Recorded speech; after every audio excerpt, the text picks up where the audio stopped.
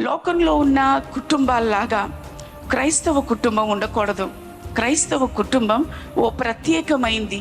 కారణం ఏంటి అనంటే, క్రైస్తవ బిడ్డలమైన మనం క్రీస్తు రక్తం ద్వారా కడగబడ్డాం.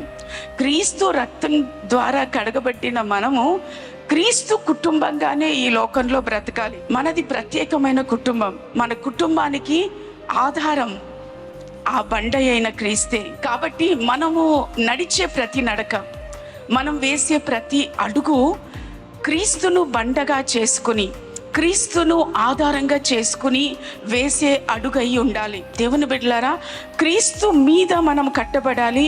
లోకం మనలో కనిపించకూడదు, పాపం మన కుటుంబంలో కనిపించకూడదు. మన కుటుంబం ప్రత్యేకమైన కుటుంబం. Praise the lord.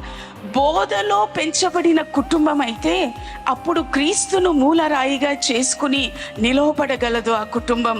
క్రీస్తు అనే బండ మీద నిలవబడి బోధలో కట్టబడుతూ ఉండాలి. లోకంలో అనేక రకాలైన బోధలు ఉన్నాయి, కానీ మనల్ని ఆత్మీయంగా కట్టే, మనల్ని ఆత్మీయంగా స్థిరపరిచే, మనల్ని పరలోక రాజ్యానికి చేర్చే బోధలు మనము నిలవబడిన వారమై ఉండాలి. మనము కట్టబడిన వారమై ఉండాలి. ఆయన మూల రాయి ఈ బోధ మీద మనం అంచెలంచెలుగా కట్టబడాలి. ఏ కుటుంబం అయితే అపోస్తలుల సహవాసంలో ఉంటుందో, అపోస్తలుల బోధలో ఉంటుందో, అపోస్తలుల ప్రార్థనా జీవితం కలిగి ఉంటుందో అనంటే, సంఘముతో కలిసి సహవాసము కలిగిన కుటుంబం, సంఘముతో కలిసి రొట్టె విరిచి రొట్టెలో పాలు పొంది బల్లలో పాలు పొందిన కుటుంబం,